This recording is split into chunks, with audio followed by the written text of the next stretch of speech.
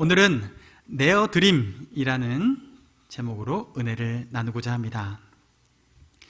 제가 요즘에 대중교통을 이용하면요, 우리 집에 가장 가까이 오는 것 8번 마을버스를 타고 들어올 때가 있습니다. 제가 마을버스를 타면서 하나의 습관이 생겼습니다. 자리를 골라 앉는 거예요. 자리를 골라 앉는데, 골라 앉는 곳 중에서 나 여기가 좋다라고 생각되는 한 자리를 발견했습니다. 거기가 어디냐면요, 운전석 대각선으로 있는 조수석이에요. 그 조수석 바로 뒤편에, 그 자리는 출입구에 딱 입구 쪽에 돌아오면 등지고 있어요. 그 자리에. 왜 그 자리를 점찍게 되었냐면요, 제가 해화역에서 버스를 타고 이제 집으로 딱 올 때 다른 자리에 앉았어요. 앉으면요, 다음 정류장에서 사람들이 막 올라오잖아요. 근데 올라올 때 옆에 이렇게 보게 돼요. 저보다 나이가 더 드신 분이 오시나 안 오시나 이렇게 봅니다. 그러면 저보다 연배가 있으신 분이 오시면 일어나서 또 이렇게 자리를 내어드려요. 그런데요, 그 운전석 조수석 뒤편에 앉잖아요. 거기는요, 사람이 쓰질 않아요. 사람이 쓰지 않고 다 뒤로 들어가세요. 그래서 제가 그 자리에 앉으면 옆을 돌아볼 이유도 없고 그냥 그 자리에 힘들면 힘든 대로 앉아 있을 수 있는 거예요. 나이가 있는 분은 별로 공감이 안 되시겠지만 예, 제가 앉아보니까 그렇더라고요. 제가 그 자리를 사모하는구나 라는 것을 알게 됐는데, 오늘 말씀 준비를 하면서 이런 생각이 들었습니다. 제가 왜 그 자리를 애착을 갖게 될까? 왜 사모할까? 이런 생각을 했는데, 제가 그 해화역에서 집까지 오는 이 짧은 구간에 제가 앉은 그 자리는 제 거이길 바라는 거예요. 그 자리가 내 거길 바라는 거예요. 그 자리를 누구한테 이렇게 대신 내어주는 게 불편한 거죠. 내가 그 자리를 좀 더 앉아 있고 싶고, 이건 내 소유로 적어도 내가 가는 끝까지는 내 소유이고 싶다라는 그 마음이 있는 거예요. 여러분, 제가 이 생각을 곰곰이 돌아보면서 그렇구나, 우리가 내가 소유하고 있다라고 생각하는 것을 누군가에게 이렇게 내어놓는 것은 쉽지 않은 일이구나 라는 생각을 하게 되었습니다. 우리가 이것을 내 것으로 소유하고 내가 가지고 있는 것, 이 소유권을 주장하려고 하는 그 마음의 중심에는 내가 하면 좀 더 잘 될 것 같고, 내가 하면 내가 좀 더 편리하고, 적어도 나를 가꾸려고 할 때 내 몸매를 가꾸기 위해서 열심히 러닝하고, 또 내 지식을 더 풍성하게 하기 위해서 책도 읽고 새로운 것도 배우고 하면서 나를 붙들고 나를 더 가꾸어 가긴 하지만, 근데 여러분, 우리가 내 것이라고 여기는 것을 내 손에서 떠나보내고 하나님 손에 올려드릴 때 더 큰 열매가 있는 줄로 믿습니다. 앞서서 저희가 내어 맡김이라는 제목으로 전에 말씀을 나눴죠.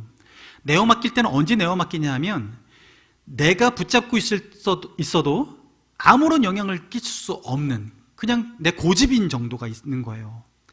영혼이 자라남을 때, 그때 말씀드린 것처럼 우리는 심고 물을 주는 것은 우리가 하고 거두는 것 우리가 하지만, 자라나게 하시는 분은 오직 하나님 한 분밖에 없습니다. 오직 하나님만 하시는 일이에요. 그런데 그걸 내가 붙잡고 내가 하려고 할 때 부작용이 생긴다라는 거죠. 그래서 우리는 그것을 내어 맡겨야 된다, 내가 붙들고 있을 필요가 없다라고 말씀을 드렸습니다. 그러나 오늘 드림에 대한 이야기를 할 때, 이 내어 드림은 내 소유인데 내가 붙잡고 있으면 뭔가 변화를 일으킬 수 있지만, 그러나 이것이 더 좋은 주인에게 맡겨지면 더 풍성하게, 더 유용하게, 더 완전하게 쓰여진다라는 거예요. 근데 그 내어드림이 결국 우리 인생에 내어드릴 유일한 존재가 하나님이시라는 거죠. 내 것을 그래서 하나님 앞에 맡겨드리는 것, 사실은 내 게 아니죠. 하나님이 이미 우리에게 주신 거죠. 그 주신 것을 다시 하나님 앞에 맡겨드리면서 하나님께서 어떤 일을 하실지 기대하는 것, 이것이 우리가 신앙생활할 때 더 풍요로운 신앙생활을 하는 길인 줄로 믿습니다. 하나님 우리에게 그 신앙생활을 걸어가게 하시는데, 그래서 오늘 읽었던 본문처럼 하나님께서 우리에게 바라시는 게 뭐예요? 같이 다시 한번 이 말씀을 읽어볼까요? 그러므로 시작. 그러므로 형제들아, 내가 하나님의 모든 자비하심으로 너희를 권하노니 너희 몸을 하나님이 기뻐하시는 거룩한 산 제물로 드리라. 이는 너희가 드릴 영적 예배니라. 아멘. 하나님께서는 우리에게 말씀하세요. 너희 이 몸을 하나님이 받으시기에 합당한 거룩한 제물로 드리라 라고 얘기해요. 드리라. 근데 이 드린 결과 하나님 보시기에 어떻게 판단하시냐면 이것을 영적 예배라고 해요.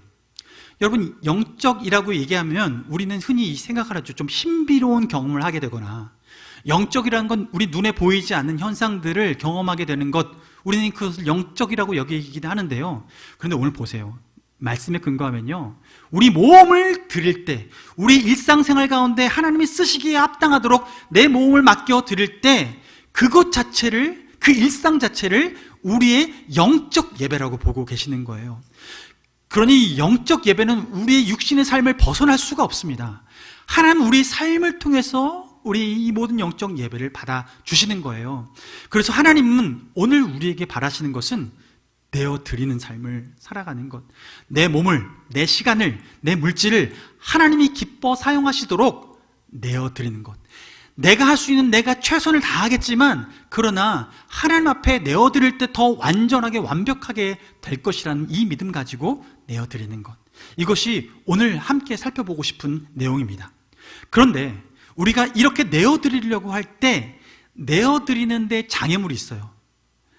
마치 제가 마을버스 타고 내가 원하는 자리를 딱 골라서 앉으려고 하는 그 마음처럼 그 자리를 내어놓지 못하는 그 이유들이 우리 안에 잠재되어 있다는 거죠.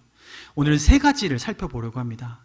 그 세 가지 살펴볼 때 우리 삶에 하나님께 기꺼이 내어드리는 삶, 그 장애물을 넘어서서 기꺼이 내어드리는 삶을 살아내기를 원합니다.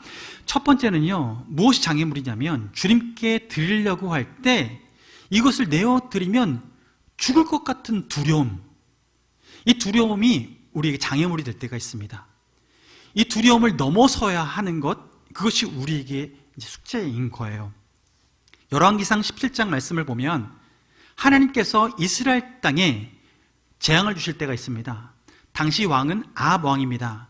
아합 왕이 아내 이세벨을 따라서 우상 숭배를 할 때였어요. 하나님이 그 상황을 보고 분노하셔서 그 땅에 가뭄을 주십니다.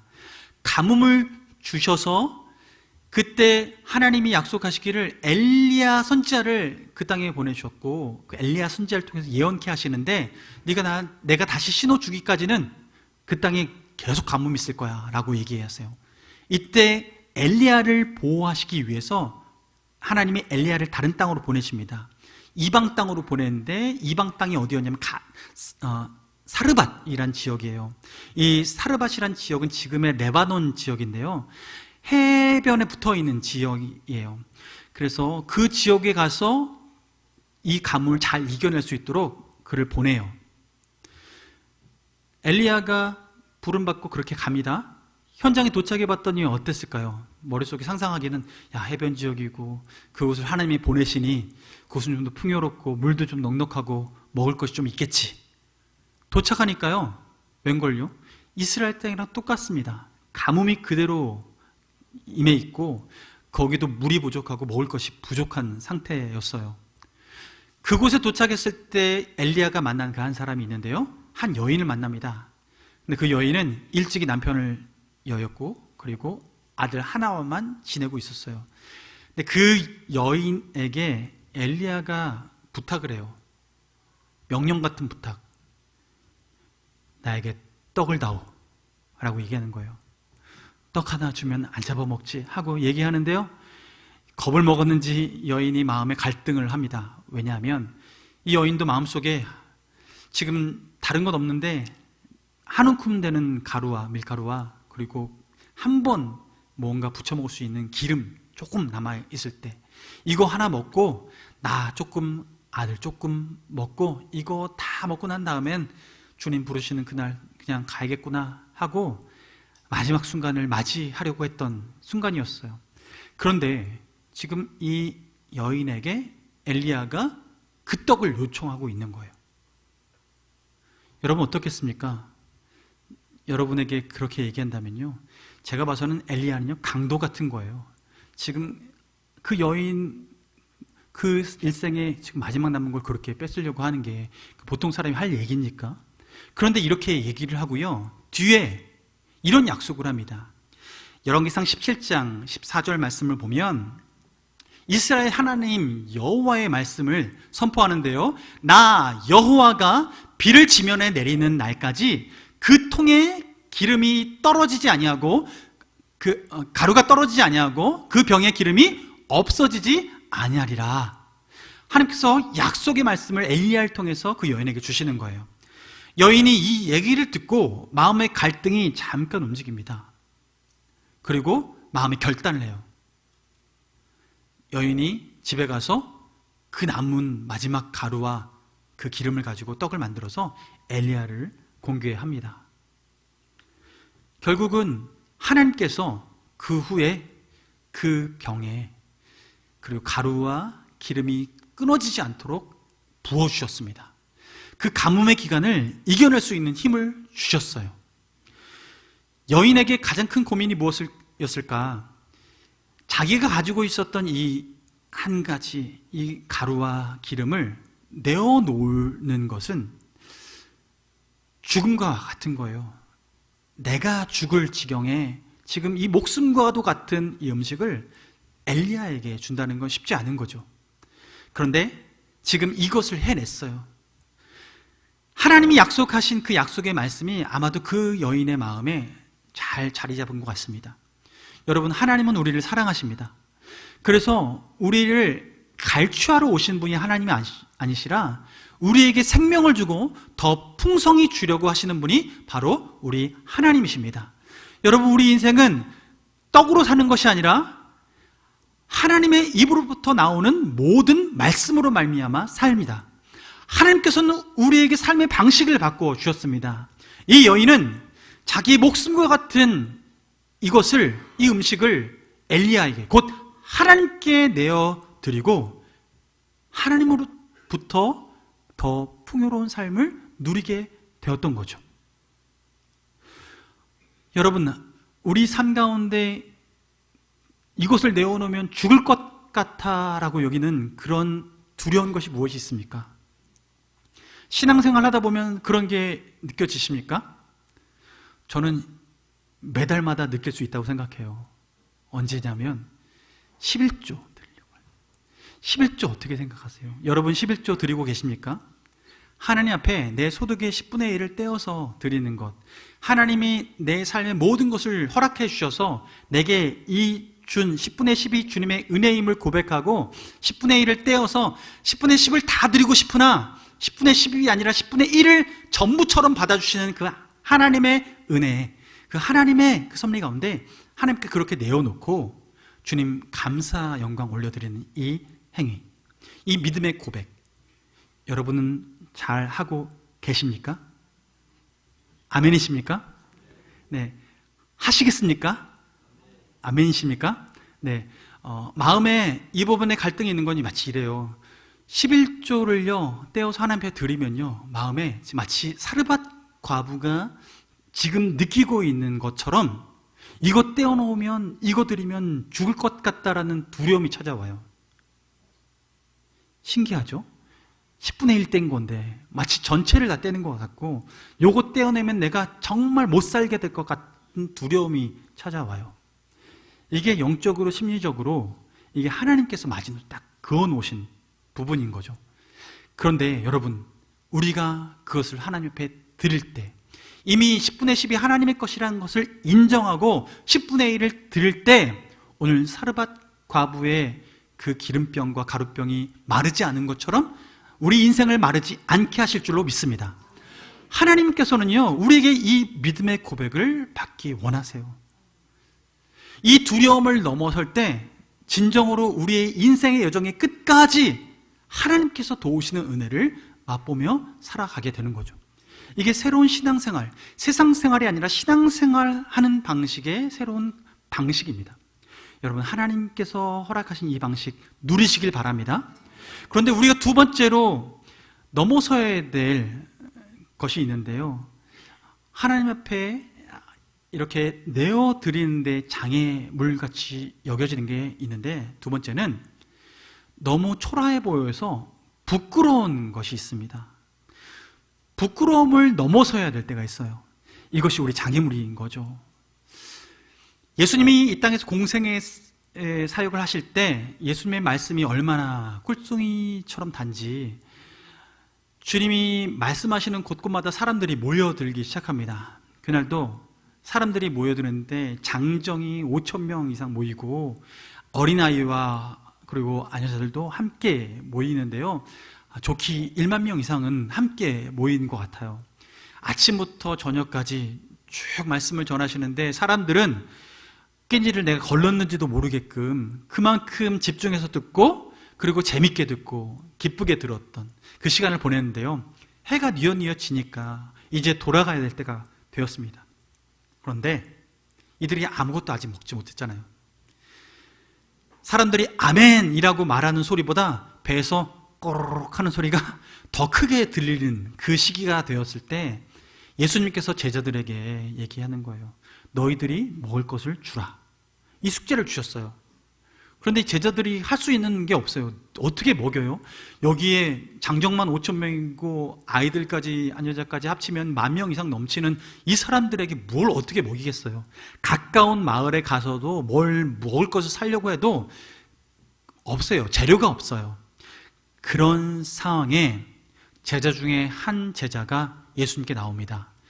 베드로의 형제 안드레가 그 손에 뭔가를 하나 가져오는 거예요. 보니까 떡 5개, 물고기 2마리 들고 와요. 예수님이 누가 어디서 가져왔나 싶었을 거예요. 근데 안드레가요, 솔직하게 고백합니다. 이건 제 거가 아닌데요, 다른 사람 거예요. 바로 한 어린 아이 가지고 있었던 것인데요, 제가 뺏은 거 아니에요 하면서 얘기해요. 그 어린 아이가 내어놓은 것을 안드레가 들고 예수님께 이렇게 가져오는 거예요. 근데 그 5개의 떡과 2마리의 물고기를 안드레가 어떻게 고백을 하냐면요, 요한복음 6장 9절 말씀 보면 이렇게 말씀합니다. 여기 한 아이가 있어 보리떡 5개와 물고기 2마리를 가지고 있나이다 라고 말하면서, 그러나 그것이 이 많은 사람에게 얼마나 되겠사옵나이까 라는 거예요. 아니, 이거 가지고 누구 코에 지겠습니까? 예수님 혼자 드셔도, 혼자 드시고 다 꿀꺽 하셔도 부족할 텐데 이 많은 사람들에게 무슨 소용이나 있겠습니까? 너무 초라합니다. 쓸데없습니다. 그런데 예수님은요, 그걸 받으시고, 그 초라한 그것을 받으시고 하나님 앞에 올려드리면서 축사, 감사기도 들으시고 그것을 떼어서 제자들에게, 또한 제자들은 그 받은 것을 사람들에게 이렇게 하나씩 나누는 거예요. 근데 놀랍게도 그 자리에 있었던 모든 사람들이 성경에 기록합니다. 배부르게 먹었다라고. 배부르게 먹고 심지어 12바구니를 남길 정도로 그렇게 풍성하게 먹었다라고 성경은 기록하고 있습니다. 여러분, 하나님은 우리 삶의 초라한 나눔조차도, 그 내어드림조차도 하나님께서는 받으셔서 풍요롭게 하실 수 있는 능력이 주님께 있습니다. 하나님은 우리가 누군가를 풍요롭게 하는 삶을 살아가도록 우리 것을 내어놓게 하시는 거예요.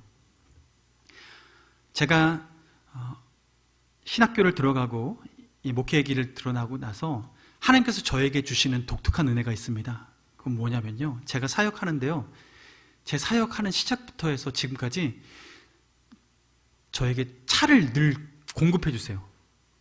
마시는 차 말고요, 부릉부릉 부는 차를 공급해 주시는데, 그 사역 시작할 때마다 첫 차가 아토즈, 수동 차를 공개해 받아서 처음 사역을 시작했는데, 저는 그게 사역이 끊이지 않고 그 차가 폐차되면 그 다음 차를 누가 공개해주고, 없어서 발이 묶였을 또 다른 차를 공개해주고 하는 그 일련의 과정들을 지금까지 살아오는데요.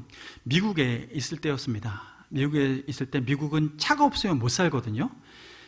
그런데 저희가 차가 필요하다는 얘기를 듣고 우리 섬기는 교회에 사모님이 자기 언니 되신 분이 동부로 이사 가게 돼서 본인이 몰고 있던 차를 이제 처분할 건데, 저희가 생각이 나서 저희 가정을 불러가지고 그 차를 이렇게 넘겨주셨어요. 팔아도 되는 건데 저한테 선물로 주셨어요. 외제차입니다. 미국에 있으니까 외제차죠. 혼다 차인데요, 사륜 구동이고요. 이제 파일럿이라는 차인데 6기통에 기름 많이 먹는 차입니다. 그래서 그 차를 딱 받았는데 잘 가요. 흠없이 너무 잘 가고, 한 26만 마일 달렸어요. 뭐 키로수로 따지면 30만 키로 이상 훨씬 달린 거예요. 그런데 받아가지고 저희는 겁도 없이 탔습니다. 누군가에게는 이게 정말 필요한가 싶어서 그냥 폐차해버릴 수도 있을 그런 차일지 모르겠는데, 저희 집에 와서 너무 잘 썼어요. 근데 그런 중에도 하나님께서 저희에게 또 차를 하나 또 선물 주셨는데, 그때 그 차가 지난 금요일 날도 간증했지만, 저희 송구영신 예배에 가다가 차가 한번 퍼졌어요. 송구영신 자정 예배를 드리러 가는데 고속도로에서 멈춰서 가지고 그 차도 빠이빠이 하고 인사를 했습니다. 근데 그 차를 보내고 나니요, 또 교회의 한 전도사님이 본인이 차를 새로 구매하게 됐는데 본인 차가 괜찮다면서 본인 차를 저희에게 선물로 주셨어요. 저희가 그렇게요, 제 발을 묶어 놓지는 않으시더라고요. 공급해 주시는데, 저희가 한국으로 돌아오기 전쯤에 미국에 논문을 마치고 이제 어떻게 다음 걸음을 걸어가야 될까 기도하는 중이었는데, 함께 교제하는 한 목사님이요, 그 여행을 가다가 낭떠러지에 굴러서 차가 크게 폐차되고, 그리고 다행히 몸은 그래도 건강하게 지켰는데요, 차가 없어진 거예요. 제가 그 소식을 듣고요, 그분에게 연락했습니다. 목사님, 저희가 있는 동안에 저 차 이거 같이 공유해서 쉐어해서 같이 쓰면 좋겠습니다 하고, 키가 2개인데 하나를 그분에게 드리고 같이 있었어요. 그분이 쓸 땐 저희가 안 쓰고 저희가 쓸 땐 그분이 쓰고 이렇게 빌려드렸어요. 저희가 한국에 올 때가 되었습니다. 그래서 그 차를 어떻게 처분해야 될까, 한국에 돌아오는 비행기 값이라도 해야 되나, 돌아올 때 정착금을 해야 되나 싶었는 그때에 마음속에 이 차는 그냥 이분에게 넘겨드려야겠다라는 생각이 들었고, 아내와 그 얘기를 마친 후에 목사님에게 연락을 드렸어요. 목사님, 이 차 목사님 그냥 쓰세요 하고 그 키를 넘겨드리고, 그분은 그 차를 이제 선물을 받으셔가지고 잘 미국 생활, 남은 생활 또 그분도 잘 사용을 하셨어요. 근데 그분이요, 저희가 한국에 돌아오고 나서 어느 날 연락을 하셨어요. 그래서 무슨 일인가 싶어서 전화를 받아봤더니 그분이, 목사님, 저요 이 차를요 우리 함께 공부하고 있는 선교사님이 계신데 이 선교사님한테 드려도 될까요? 그러는 거예요. 아니, 왜 저한테 그걸 전화하셨어요? 저는 이미 목사님에게 드렸어요. 이제 목사님 거예요. 목사님이 알아서 하셔도 돼요. 저한테 안 물어보셔도 돼요. 목사님 편안하게 처분하세요 라고 얘기 드렸더니 그분이 그 선교사님에게 또 드렸어요. 그리고 그분도 한국에 돌아오셨죠. 여러분, 우리에게 있는 것 하나를요 누군가에게 이렇게 남겨주고, 또 그것이 누군가에게 또 넘어가고 또 이어지는데, 누군가에게는 발이 묶여서 아무데도 갈 수 없는 그런 절박한 상황 가운데 움직일 수 있는 동력이 되고 힘이 되어진 거예요. 여러분, 우리 삶에 내가 가지고 있는 것이 나에게는 쓸모없는 것 같아 보여도, 너무 초라해 보이는 것 같아 보여도, 이것이 드려질 때 이것은 더 많은 사람들을 윤택하게 하는 도구로 쓰임받을 줄 믿습니다. 여러분, 우리 인생 가운데 나눌 것들이 조금이라도 있을 수 있어요. 여러분의 삶 가운데 조금이라도 나눌 것이 있다면 그것을 주저하지 마시고 기쁘게 나누시길 바랍니다. 하나님께서는 그 초라함을 넘어서서, 부끄러움을 넘으셔서 하나님께서 그것을 받으시고 사용하시기 때문입니다. 여러분, 우리가 이 부끄러움을 넘어서서 다음에 살펴봐야 될, 넘어서야 될 장애물은 무엇이냐 하면, 너무나 사랑해서 집착하는 게 있어요. 우리가 이 집착을 넘어설 때 그때 비로소 또한 하나님께서 그렇게 내어드리는 그것을 가지고 역사하시기 시작합니다. 우리가 내어드릴 때 사랑으로 집착되는 게 뭐가 있을까요? 아브라함은요, 하나님께 약속을 받아서 하늘의 별과 같이 땅의 모래알같이 무수한 자손을 너에게 자녀로 주겠다, 자손으로 주겠다, 너를 믿음의 조상 삼겠다 라고 말씀하셨지만 그 약속이 이루어지기에는요 시간이 너무 오래 걸렸어요. 100세가 돼서야 비로소 아들 하나를 얻게 되었고, 이삭을 얻은 그때, 그리고 아이가 조금씩 자라나고 소년이 되었을 그때 시험이 찾아옵니다. 하나님께서 그 독자 이삭을 바치라고 해요. 독자 이삭을 바치라고 하는 건요, 단순히 제사드리는데 제사장으로 이 아이를 내어놓아라, 그게 아니에요. 아들을 바치라고 하는 건 하나님 앞에 제물로서 각을 떠가지고 피를 흘리고 번제로 올려드리라는 거예요. 태워서 올리라는 거예요. 하나님은 이 이야기를 듣는데요, 여러분, 이게 상식적인 이야기입니까? 이해되지 않는 그런 명령이에요. 그렇다면 이 얘기를 듣고 저는 이거 아닌데요? 잘못 말씀하신 것 같은데요? 라고 얘기할 수 있는데, 아브라함은 이 얘기를 듣고요, 평소 하나님답지 않은 이 명령을 듣고 반응을 하는 거예요.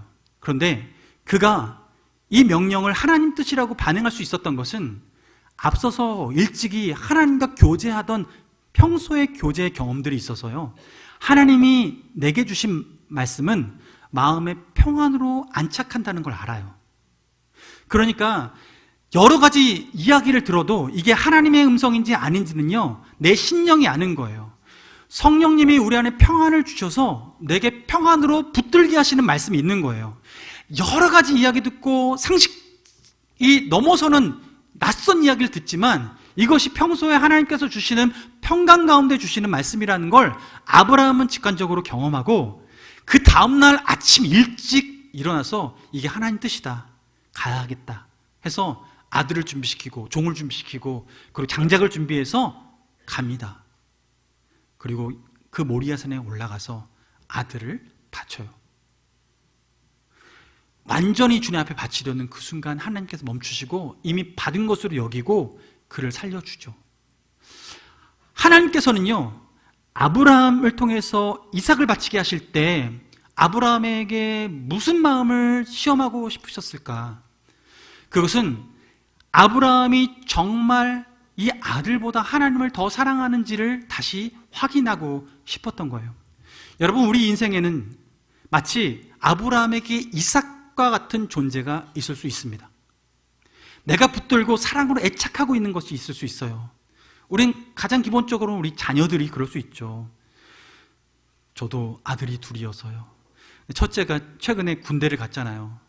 군대를 가는데 여러분 지난번 말씀드렸듯이 가면 울지 말아야지 했는데 제 아내도 울고 말았습니다. 떠나보내는 게요, 그 전에 아무리 작심을 하고 그래도요, 실제 그 상황이 맞닥뜨려지면 그 마음의 중심에 얼마나 애착을 가지고 있는지가 드러나는 거죠. 그 마음의 애착을 가지고 있어서 떼어보내는 게 쉽지 않아요. 우리는 그 애착을 가진 대상이 자녀일 수도 있고요, 배우자일 수도 있고요, 때로는 그것이 돈이 될 수도 있고요, 우리가 사랑하는, 내가 아끼는 어떤 여가 생활이 될 수도 있고요, 여러 가지가 우리가 움켜쥐고 있는 그 애착의 상황에 있는 것들이 있어요. 내어드릴 수 없는 그 무엇, 여러분 그것이 무엇입니까? 하나님은 오늘 아브라함을 통해서 우리에게 본을 보여주시는 것은 지금 그 사랑의 애착 관계에서 그 애착을 끊어낼 수 있는 방법은 이 사랑의 대상이 하나님으로 바뀔 때 떼어낼 수 있게 되는 것입니다. 하나님은 우리가 이 사랑의 1순위를 바꿔내길 원하시는 거예요. 이 사랑의 1순위가 바뀔 때 비로소 우리는 하나님 앞에 기꺼이 내어드릴 수 있게 되는 겁니다. 그러려면 우리 마음에 어떤 마음의 태도를 가지고 있을 때 이렇게 사랑의 1순위를 하나님으로 하고 하나님께 내어드릴 수 있을까?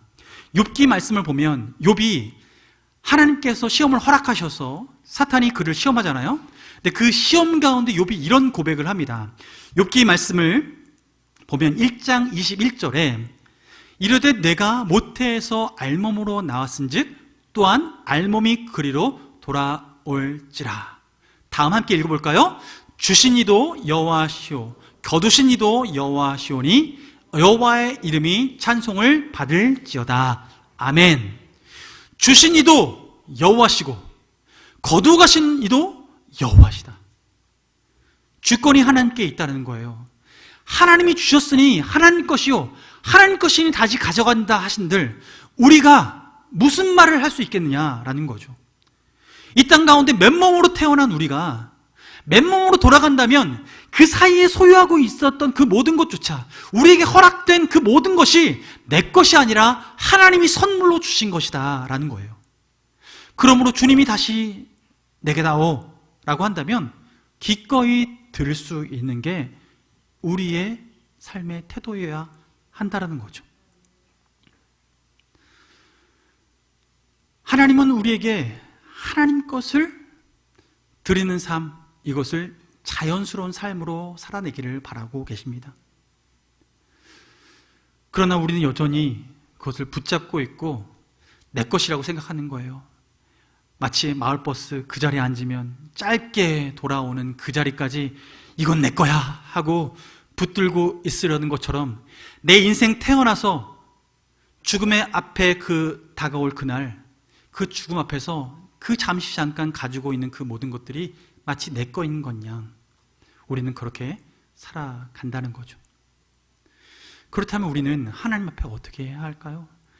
주님은 그 상황 가운데 하나님이 요구하실 때 올바르게 반응하길 바라시는 거예요. 예수님이 십자가를 지시러 예루살렘 성으로 들어오실 때가 있습니다. 근데 이 예루살렘 성에 들어올 때 그냥 걸어 들어가지 않으셨어요. 나귀를 타고 들어가십니다. 근데 이 나귀를 준비할 때요, 제자들에게 이 나귀를 데려오라고 하는데 마을에 들어가서 어느 집 앞에 가니 나귀가 있을 건데 그거 들고 와라 라고 얘기하는 거예요. 근데 제자들이 황당하잖아요. 남의 거 그냥 가져오면 훔쳐가는 거잖아요. 그런데 주인이 왜 그거 가져가냐고 물으면 저는 뭐라고 대답할까요? 라고 물었을 때 예수님이 말할 것을 그 입에 넣어줍니다. 주가 쓰시겠다 하라. 주님이 쓰시겠다 하라. 그 얘기를 그 주인이 들으면 마땅히 행할 것이다 라는 거예요. 그런데 하나님이 예비해 두신 거예요. 주님이 쓰시려고 한다면 언제라도 내어줄 준비를 하고 있었던 한 주인이 지금 그것을 문 밖에 묶어놓고 지금 그 제자가 오기까지를 기다린 거죠.